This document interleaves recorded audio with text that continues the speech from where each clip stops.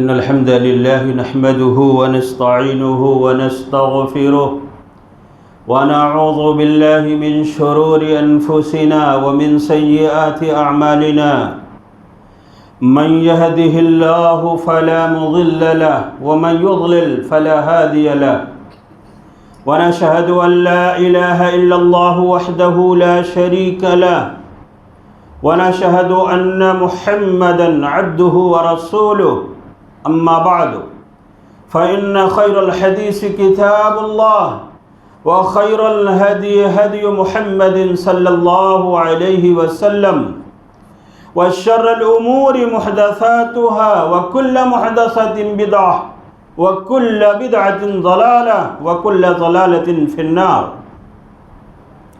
أعوذ بالله من الشيطان الرجيم بسم الله الرحمن الرحيم قاف والقرآن المجيد بل عجبوا أن جاءهم منذر منهم فقال الكافرون هذا شيء عجيب أإذا متنا وكنا ترابا ذلك رجع بعيد قد علمنا ما تنقص الأرض منهم وعندنا كتاب حفيظ بل كذبوا بالحق لما جاءهم فهم في أمر مريج أفلم ينظروا إلى السماء فوقهم كيف بنيناها وزيناها وما لها من فروج والأرض مددناها وألقينا فيها رواسي وأنبتنا فيها من كل زوج بهيج تبصرة وذكرى لكل عبد منيب قال الله تبارك وتعالى في كلامه المجيد أعوذ بالله من الشيطان الرجيم بسم الله الرحمن الرحيم وَإِذْ تَأَذَّنَ رَبُّكُمْ لَئِن شَكَرْتُمْ لَأَزِيدَنَّكُمْ وَلَئِن كَفَرْتُمْ إِنَّ عَذَابِي لَشَدِيدٌ وعن عبد الله بن عباس رضي الله عنهما قال رسول الله صلى الله عليه وسلم نعمتان مغبونون فيهما كثير من الناس الصحة والفراغ رواه البخاري في صحيحه رب اشرح لي صدري ويسر لي أمري واحلل عقدة من لساني يفقهوا قولي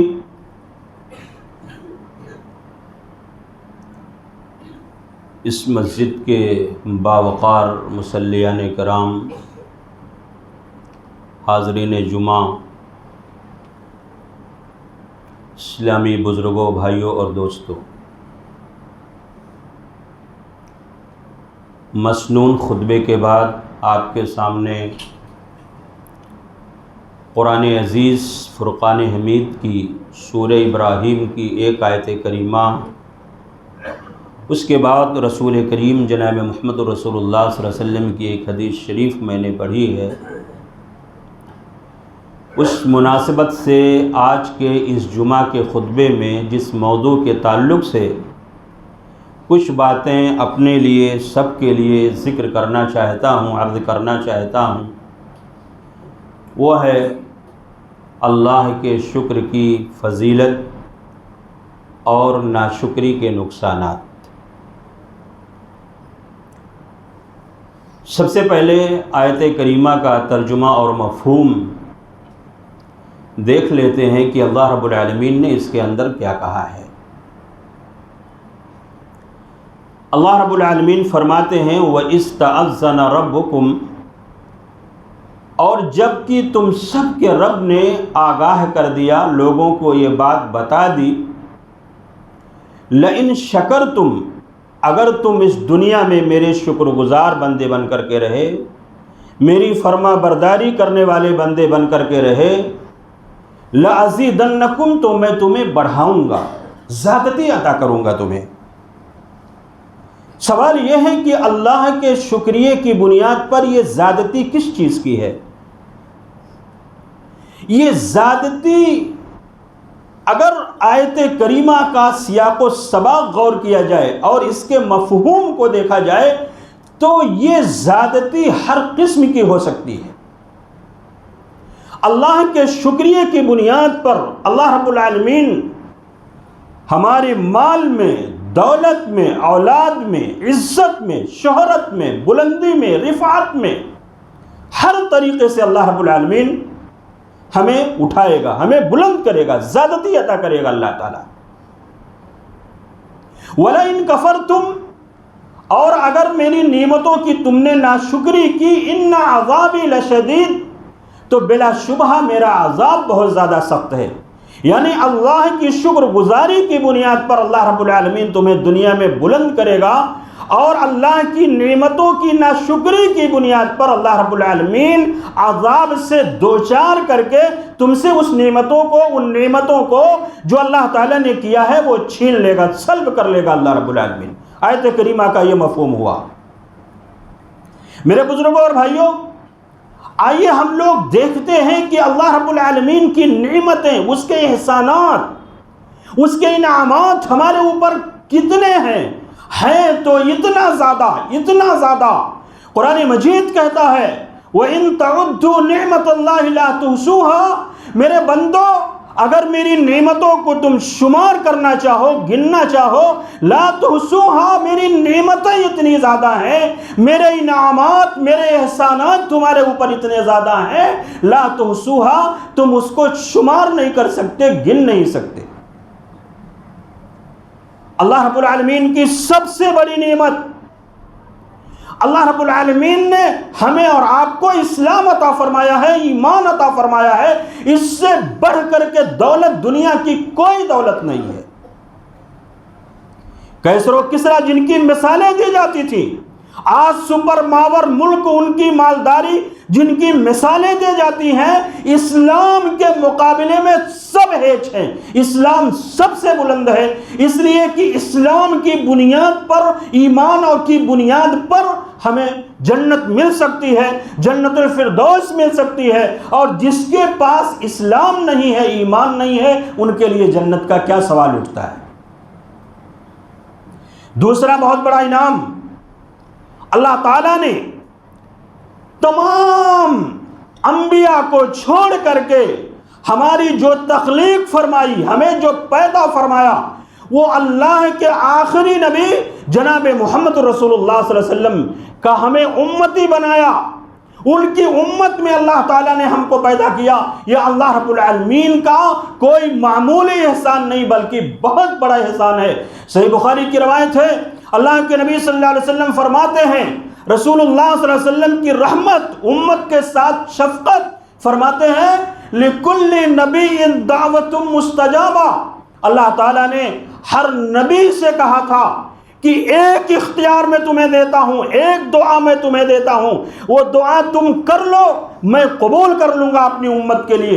فرماتے ہیں سارے انبیاء نے اپنی امت کے لیے اسی دنیا میں اس دعا کو کر لیا، اللہ تعالیٰ نے قبول کر لیا ہر نبی کی امت کے لیے۔ فرماتے ہیں میں نے اپنے اس اختیار کو، اس دعا کو جو اللہ تعالیٰ نے مجھے عطا فرمایا، میں نے اس کو چھپا لیا، میں نے اپنے پاس اس کو باقی رکھا، اور اس لیے میں نے اس کو باقی رکھا تاکہ قیامت کے دن میں اپنی امت کی شفاعت کر سکوں۔ وہ شفاعت تھی، وہ شفاعت کا سوال تھا، اللہ کے نبی صلی اللہ علیہ وسلم نے اس کو پوشیدہ رکھا ہے۔ قیامت کے دن اپنے گنہگار امتیوں کی اللہ کے نبی جناب محمد رسول اللہ صلی اللہ علیہ وسلم شفاعت کریں گے۔ میرے بھائیو، آئیے ہم یہ دیکھتے ہیں کہ اللہ رب العالمین کے صبح سے لے کر کے ابھی تک ہم نے کتنی نعمتیں استعمال کی ہیں۔ میرے بھائیو، نعمتیں تو بے شمار ہیں، ایک دو مثالیں میں آپ کو دیتا ہوں۔ یہ نیند جو ایک موت ہے، اور انسان جب نیند کے آغوش میں چلا جاتا ہے تو گویا کہ اس کی وفات ہو جاتی ہے، اس کی موت واقع ہو جاتی ہے۔ کتاب و سنت کی روشنی میں نیند ایک موت ہے، اگر اللہ رب العالمین اسے نہ اٹھائے، اس سے نہ جگائے، اس سے نہ بیدار کرے، میرے بزرگوں اور بھائیوں، دنیا کی کوئی طاقت نیند سے نہیں بیدار کر سکتی ہے، نہ نیند سے لا سکتی ہے۔ میں آپ کے سامنے ذکر کروں وہ دعائیں جو اللہ کے نبی صلی اللہ علیہ وسلم نے ہمیں سکھائی ہیں، ہمیں بتائی ہیں۔ آج مکتب کے بچوں کو، چھوٹے بچوں کو وہ دعائیں سکھائی جاتی ہیں۔ میں سمجھتا ہوں اس مسجد میں بیٹھے ہوئے چھوٹے بڑے اکثر لوگوں کو یہ دعا یاد ہوگی۔ سونے سے پہلے کی دعا اللہ کے نبی صلی اللہ علیہ وسلم نے جو سکھایا، اللہم بسمک اموت و احیا۔ سو کر اٹھنے کی دعا، الحمدللہ الذی احیانا بعد ما اماتنا والیہ النشور۔ ذرا غور کیجئے کہ دونوں کا مفہوم کیا ہے، دونوں کا ترجمہ کیا ہے۔ اللہم بسمک اموت و احیا، اللہ میں تیرے نام سے مرتا ہوں، تیرے نام سے زندہ ہوں گا، یہ اس کا ترجمہ ہے۔ سو کر کے اٹھے، الحمدللہ الذی احیانا بعد ما اماتنا والیہ النشور۔ تمام تعریف اس اللہ کے لیے ہے جس نے ہم کو موت کے بعد زندگی عطا فرمائی، والیہ النشور، اور اسی کی طرف سارے لوگوں کا حشر ہونا ہے، اٹھ کر کے سارے لوگوں کو جانا ہے۔ میرے بھائیوں، یہ دونوں دعائیں اس بات کو ثابت کرتی ہیں، یہ بتاتی ہیں کہ اللہ تعالیٰ نے ہمیں نیند سے اٹھایا ہے۔ یہ اللہ رب العالمین کا بہت بڑا انعام اور بہت بڑا احسان ہے۔ یہی وجہ ہے سنن ابو داؤد کی روایت، اللہ کے نبی صلی اللہ علیہ وسلم فرماتے ہیں، رفع القلم عن ثلاث، 3 لوگوں سے قلم اٹھا لیا جاتا ہے۔ یہ کرامن کاتبین، ہمارے کندھوں پر جو دونوں فرشتے متعین ہیں، یہ نہیں لکھتے برائیوں کو، 3 لوگوں کی برائیوں کو نہیں لکھتے۔ نمبر 1، اللہ کے نبی صلی اللہ علیہ وسلم نے فرمایا، سونے والا عن النائم حتی یستیقظ، جب تک سونے والا اپنی نیند سے بیدار نہیں ہو جاتا ہے، اس وقت تک اس کی کوئی برائی نہیں لکھی جاتی۔ نیند میں وہ کیا کہتا ہے، کس دنیا کی سیر کر رہا ہے، اس کے زبان سے کیا نکل رہا ہے، یہ کرامن کاتبین، یہ کندھوں پر فرشتے جو متعین ہیں، یہ نہیں لکھتے۔ وہ آدمی جو سو جاتا ہے۔ دوسرا آدمی، بچہ جب تک کہ وہ بلوغت کو نہ پہنچ جائے۔ تیسرا وہ شخص جس کا دماغ صحیح نہیں ہے، وہ مجنون ہے، پاگل ہے، جب تک وہ اپنی پاگل پنی سے آزاد نہ ہو جائے، اس کا ذہن صحیح نہ ہو جائے۔ اللہ کے نبی صلی اللہ علیہ وسلم نے فرمایا، یہ 3 لوگوں کو نہیں لکھا جاتا، تینوں مرفوع القلم ہیں، اللہ تعالیٰ نے قلم ان لوگوں سے اٹھا لیا ہے۔ میرے بھائیوں، یہ نیند اللہ رب العالمین کا بہت بڑا تحفہ، بہت بڑا عطیہ ہے جو اللہ تعالیٰ نے دیا ہم کو، اور دینے کے بعد اللہ رب العالمین نے ہمیں اس نیند سے اٹھایا۔ کیا ہم اس بنیاد پر اللہ رب العالمین کی شکر گزاری کرتے ہیں؟ میرے بھائیوں، ذرا سی دیر کے لیے میں اپنا سارے لوگوں کا جائزہ لیتا ہوں، چاہے کہ خطبے کا کوئی مقصد رہ جائے، کوئی مفہوم رہ جائے۔ یہ امام صاحب جو جمعہ کا خطبہ دیتے ہیں، یہ پورے ہفتے کا نچوڑ ہے جو امت کی رہنمائی کی جاتی ہے، امت کو بتایا جاتا ہے کہ تمہیں کیا کرنا ہے، کیا نہیں کرنا ہے۔ اتنے لوگ آج اس جمعہ کی نماز کے لیے حاضر ہیں۔ میرے بھائیوں، میں ایک بات کہتا ہوں، ذرا سی تلخ ہے، ذرا سی تلخ نوائی میری گوارا کر، کہ زہر بھی دیتا ہے کبھی کالے تریاقی۔ اکثریت اس مسجد میں بیٹھی ہوئی جو میرا تجزیہ ہے، ان لوگوں نے فجر کی نماز کو نہیں ادا کیا ہے، نہیں ادا کرتے ہیں۔ یہ نیند اللہ کی معمولی نعمت ہے، اللہ تعالیٰ نے موت کے آغوش میں ہم کو دیا، اور اس سے اللہ رب العالمین نے اٹھایا۔ اور یہی نہیں بلکہ ہماری اکثریت آج جمعہ کی نماز کو کافی سمجھتی ہے، 5 وقتہ نماز کے لیے مسجد میں حاضر نہیں ہوتے۔ مؤذن اعلان کرتا ہے، حی علی الصلاۃ، حی علی الفلاح، لوگوں نماز کے لیے آؤ، لوگوں کامیابی کے لیے آؤ، لیکن ہمارے لوگ حاضر نہیں ہوتے۔ آج صورتحال کیا ہے ہماری؟ علامہ اقبال نے کہا تھا، میں تفصیل میں نہیں جاؤں گا، گنوا دی ہم نے جو اسلاف سے میراث پائی تھی، سریا سے زمین پر آسمان نے ہم کو دے مارا۔ میرے بھائیوں، یہ سونے کا وقت نہیں ہے، یہ سونے کا وقت نہیں ہے، یہ جاگنے کا وقت ہے۔ ابھی بات صرف فجر کی نماز کی نہیں ہو رہی ہے، ابھی بات صرف 5 وقتہ نماز کی نہیں ہوگی، بلکہ اگر ضرورت پڑے گی اپنے وجود کو سنبھالنے کے لیے، اپنے وقار کو بلند کرنے کے لیے، اپنی کھوئی ہوئی عزت کو واپس لانے کے لیے، تو تمہیں فجر کی نماز کے لیے، تہجد کی نماز کے لیے بھی تمہیں اٹھنا پڑے گا۔ اٹھو، بیدار ہو جاؤ۔ آج پریشانیاں بہت ہیں، مصیبتیں بہت ہیں، وقار کی پریشانی ہے، رشتے کی پریشانی ہے، عزت کی پریشانی ہے، اپنی اہمیت کی پریشانی ہے، اپنی اولاد کو بگڑنے سے بچانا ہے۔ اٹھ جاؤ۔ اللہ کے نبی جناب محمد رسول اللہ صلی اللہ علیہ وسلم نے ارشاد فرمایا، ثلاث دعوات مستجاب، 3 لوگ ایسے ہیں جن کی دعا اللہ رب العالمین قبول کرتا ہے، اللہ رب العالمین قبول کرتا ہے۔ ابو ہریرہ رضی اللہ تعالیٰ عنہ کی روایت ہے، یہ امام البانی رحمۃ اللہ علیہ نے صحیح قرار دیا ہے، سلسلہ میں بھی یہ روایت موجود ہے، ابو داؤد میں بھی یہ روایت موجود ہے۔ فرماتے ہیں اللہ کے نبی صلی اللہ علیہ وسلم 3 لوگ ایسے ہیں کہ اللہ تعالیٰ ان کی دعا قبول کرتا ہے، لا شک فیہن، اس میں کوئی شک نہیں ہے۔ کیا؟ نمبر 1، دعوت المظلوم، وہ آدمی جو ستایا گیا ہے، جو امت مظلوم ہے، اللہ رب العالمین ان کی دعاؤں کو سنتا ہے۔ دعوت المسافر، مسافر کی دعا اللہ رب العالمین سنتا ہے۔ اسی طریقے سے اللہ کے نبی صلی اللہ علیہ وسلم نے فرمایا، دعوت الوالد لولدہ، ایک باپ اگر اپنی اولاد کے سلسلے میں، اپنے بچے کے سلسلے میں اللہ رب العالمین سے دعا کرتا ہے تو اللہ رب العالمین ان کی دعاؤں کو قبول کرتا ہے۔ اور بعض روایتوں کی روشنی میں سب کو ملا کر کے والدین، یعنی اگر ماں دعا کرے، باپ دعا کرے، تو دونوں کی دعا ان کی اولاد کے سلسلے میں اللہ رب العالمین قبول کرتا ہے۔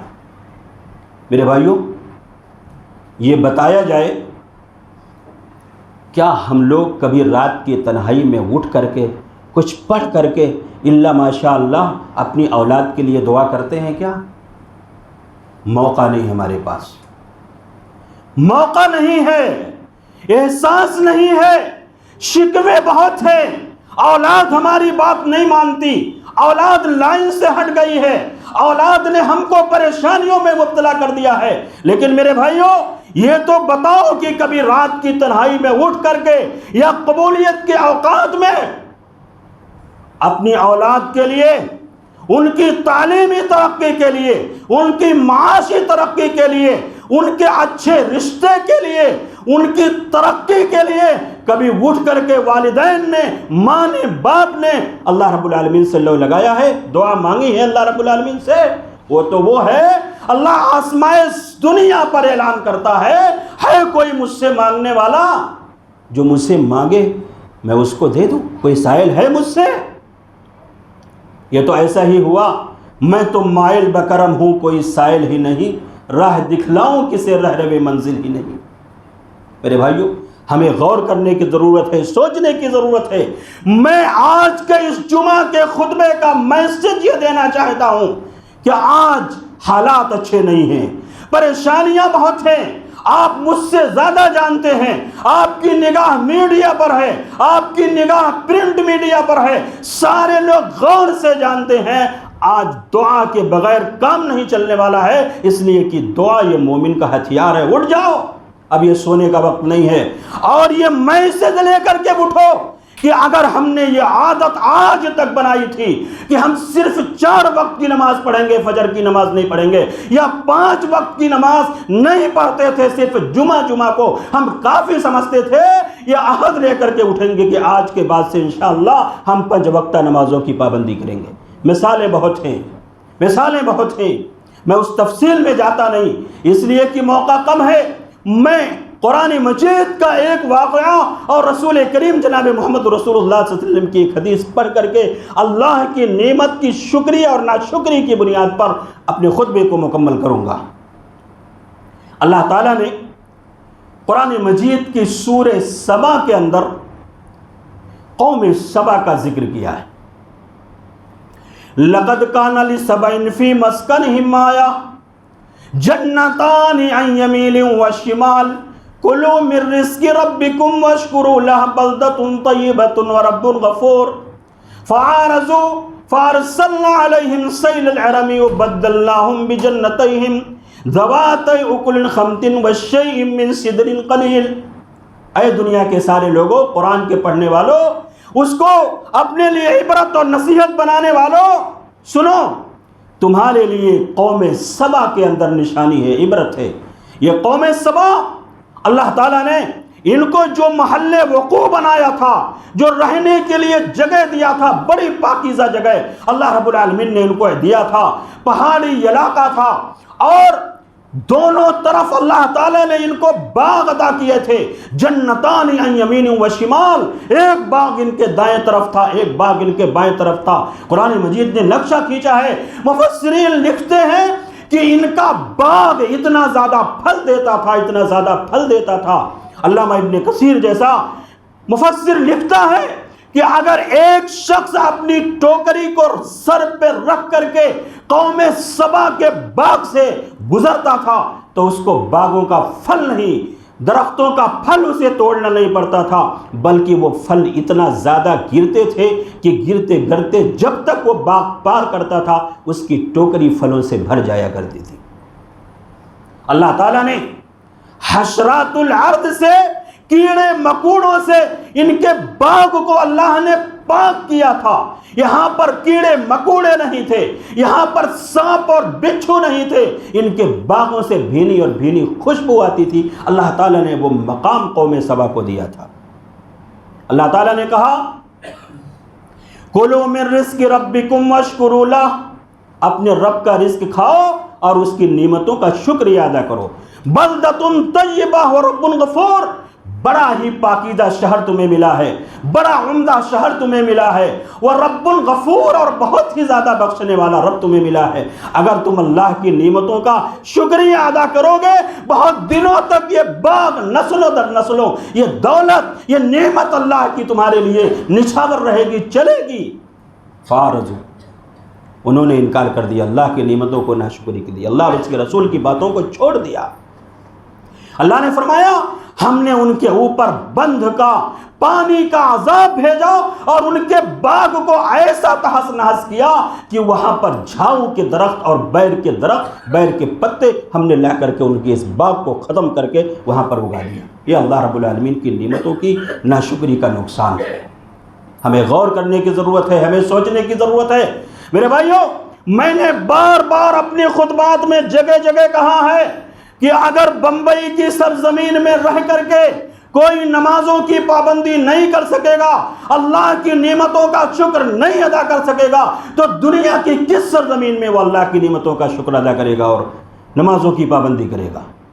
غور کیجئے، آپ انٹرنیشنل شہر میں رہتے ہیں، اللہ رب العالمین نے قسمت کے حساب سے آپ کو بہت کچھ دیا ہے، بہت کچھ دیا ہے۔ بمبئی کوئی آیا تھا، اس کے آبا و اجداد آئے تھے، کیا لے کر کے آئے تھے؟ اللہ تعالیٰ نے کسی کو دکان والا بنایا، کسی کو مکان والا بنایا، کسی کو دونوں اللہ رب العالمین نے عطا فرمایا۔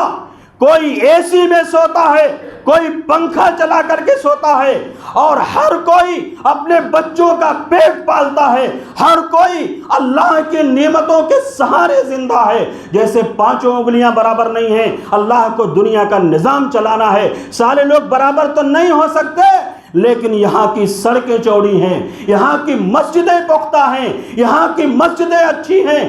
اگر اس سرزمین میں رہ کر کے کوئی اللہ کی نعمتوں کا شکر نہیں ادا کرے گا، خصوصی طور پر نمازوں کی پابندی نہیں کر سکے گا، بتاؤ دنیا کی کس زمین میں اللہ کی نعمتوں کا شکر ادا کرے گا اور نمازوں کی پابندی کرے گا؟ اگر یہاں دعا کا موقع نہیں ہے، کس سرزمین پر دعا کا موقع ہے؟ کہ اللہ تعالیٰ نے ہم کو کم نوازا ہے؟ کیا اللہ رب العالمین نے ہم کو کم دیا ہے؟ کیا ہم اللہ رب العالمین کی نعمتوں کی شکر گزاری نہیں کر سکتے؟ یاد رکھو، ان نعمتوں کو، ان اولاد کو، ان مال کو کوئی شخص لے کر کے نہیں گیا ہے۔ ہاں، اسی کو چاہو تو اچھا بنا لو، اسی کو چاہو تو صدقہ جاریہ بنا لو، اور اگر اسی کے خلاف بغیر تربیت کے، اس کے غلط استعمال کے اسی کو چیز چاہو، موجب عذاب بنا لو۔ یہ آدمی کے اپنے اختیار میں، یہ آدمی کا اپنا مسئلہ ہے۔ اخیر میں ایک حدیث سنا کر کے اپنی بات کو مکمل کروں گا۔ حدیث کے راوی ابو ہریرہ رضی اللہ تعالیٰ عنہ ہیں۔ امام محمد بن اسماعیل بخاری رحمۃ اللہ علیہ نے کہیں زہد کے باب میں، کہیں انبیاء کے باب میں اس روایت کو نقل کیا ہے۔ حدیث ابرص عامہ اقرا بہت ہی زیادہ مشہور ہے۔ ابو ہریرہ رضی اللہ تعالیٰ عنہ کہتے ہیں اللہ کے نبی صلی اللہ علیہ وسلم نے فرمایا بنی اسرائیل میں 3 لوگ تھے۔ ایک شخص ایسا تھا جو برص کی بیماری والا تھا، ایک شخص ایسا تھا جس کے سر میں بال نہیں تھے، ایک شخص ایسا تھا جو آنکھوں کا اندھا تھا، نابینا شخص تھا۔ اللہ تعالیٰ نے تینوں کو آزمانا چاہا، اپنی نعمتیں ان کے اوپر نچھاور کی۔ نعمتیں دینے کے بعد اللہ رب العالمین نے تینوں کو آزمانا چاہا۔ اللہ رب العالمین نے ایک فرشتے کو سب سے پہلے اس آدمی کے پاس بھیجا جس شخص کو برص کی بیماری تھی۔ فرشتہ جا کر کے کہتا ہے کہ بھائی آپ کو کیا چاہیے؟ کہا میں یہ چاہتا ہوں کہ میرے اس مرض سے مجھ کو نجات مل جائے، چھٹکارا مل جائے جس سے لوگ مجھ سے نفرت کرتے ہیں۔ فرشتے نے ہاتھ پھیرا، اللہ تعالیٰ سے دعا کی، اس کا وہ مرض ٹھیک ہو گیا۔ کہا ای المال احب الیک، دنیا میں تمہیں کون سی چیز زیادہ پسند ہے؟ اس نے کہا مجھے دنیا میں اونٹنی زیادہ پسند ہے۔ فرشتے نے اونٹنی دیا، برکت کی دعا کی اور چلا گیا۔ پوری وادی اس دعا کی برکت کی وجہ سے اللہ تعالیٰ نے اس کو اتنا نوازا، پوری چراگاہ اونٹ اور اونٹنیوں سے بھر گئی۔ دوسرے آدمی کے پاس فرشتہ پہنچتا ہے، اس سے کہتا ہے کہ تمہیں کیا چاہیے؟ کہا جس مرض میں میں مبتلا ہوں وہ مرض میرا دور ہو جائے۔ فرشتے نے ہاتھ پھیرا، اس کا وہ مرض دور ہو گیا۔ کہا دنیا میں کون سی چیز تمہیں چاہیے؟ کہا مجھے گائے زیادہ پسند ہے۔ فرشتے نے ایک گائے دیا، برکت کی دعا کی، چلا گیا۔ اس کو بھی اللہ تعالیٰ نے بہت زیادہ نوازا، پوری وادی اور چراگاہ بیلوں اور گائے سے بھر گئی۔ تیسرے آدمی کے پاس پہنچا جو آنکھ کا اندھا تھا، کہا تمہیں کیا چاہیے؟ کہا میں دنیا دیکھنا چاہتا۔ آنکھ اللہ کی بہت بڑی نعمت، آنکھ ہی کیا ایک ایک عضو اگر کسی انسان کا ڈس بیلنس ہو جائے، ذرا سی دیر کے لیے ادھر ادھر ہو جائے، آدمی تڑپ جاتا ہے، کانپ جاتا ہے، ہاسپٹل جاتا ہے، ڈاکٹروں کے پاس جاتا ہے۔ یہ آنکھ تو اللہ کی بہت بڑی نعمت ہے جسے انسان پوری دنیا کا نظارہ کر رہا ہے، دیکھ رہا ہے۔ کہا مجھے آنکھ چاہیے۔ فرشتے نے دعا کی، ہاتھ پھیرا، اس کی آنکھ کی روشنی آ گئی، وہ دیکھنے والا ہو گیا۔ کہا دنیا میں تمہیں کون سی چیز زیادہ پسند ہے؟ کہا مجھے بکری زیادہ پسند ہے۔ فرشتے نے بکری دیا، دینے کے بعد برکت کی دعا کی، اس کی بھی وادی بکریوں سے، بکروں سے بھر گئی، پوری بھر گئی۔ اللہ تعالیٰ نے کہا جاؤ کچھ دنوں کے بعد انہیں آزما کر کے آؤ، یہ میرے وہ بندے ہیں جن کے اوپر میں نے اپنی نعمتیں نچھاور کی ہیں۔ فرشتہ انسانی شکل میں پہلے آدمی کے پاس پہنچتا ہے، کہتا ہے بھائی میں مسافر آدمی ہوں، اللہ تعالیٰ نے آپ کو مال و دولت سے نوازا ہے، مجھے ایک اونٹ دے دیجئے، میں اپنے اس سفر کو، اس جنگل کے سفر کو آسان کر لوں۔ اس نے کہا کہ نہیں، میرے پاس دینے کے لیے تو کچھ نہیں ہے۔ فرشتے نے کہا میں تمہیں پہچانتا ہوں، تم کیسے تھے، اللہ تعالیٰ نے تم کو کتنا نوازا ہے۔ کہا نہیں، یہ دولت زمانے سے ہمارے اوپر چلی آ رہی ہے، لوگوں کے مختلف حقوق ہیں، ان کو دینا ہے، ان کو دینا ہے، میرے پاس دینے کے لیے کچھ نہیں ہے۔ چلا گیا، فرشتہ چلا گیا، نہیں دیا۔ دوسرے آدمی کے پاس وہ فرشتہ پہنچتا ہے، کہتا ہے کہ بھائی اللہ نے آپ کو بہت نوازا ہے، ایک ہمیں دے دو، ایک بیل ہمیں دے دو، میں اپنے سفر کو آسان بنا لوں۔ کہا کہ نہیں، میرے پاس دینے کے لیے کچھ نہیں ہے۔ جو جواب پہلے نے دیا وہی دوسرے نے دیا۔ تیسرے آدمی کے پاس گیا جس کو اس نے بکری دی تھی، کہا میں محتاج آدمی ہوں، مسافر آدمی ہوں، ایک بکری دے دو، اس کا دودھ پیتے ہوئے میں اپنے اس سفر کو آسان کروں گا، میری بھوک مٹ جائے گی۔ اس نے کہا اللہ کے بندے، اتنی نعمتیں اللہ تعالیٰ نے مجھ کو دی ہیں، پتہ نہیں کس کی دعا کا اثر ہے، جاؤ ان بکریوں میں سے جو بکری تمہیں پسند ہے اس کو لے لو۔ اس نے کہا اللہ کے بندے، مجھے تمہاری بکری کی ضرورت نہیں ہے، میں اللہ کا فرستادہ ہوں، تمہیں آزمانے کے لیے آیا ہوں۔ تمہارے 2 بھائی اللہ رب العالمین کی آزمائش میں ناکام ہو گئے، تم ایک ایسے شخص ہو کہ اللہ کی آزمائش کے اندر کامیاب ہوئے ہو۔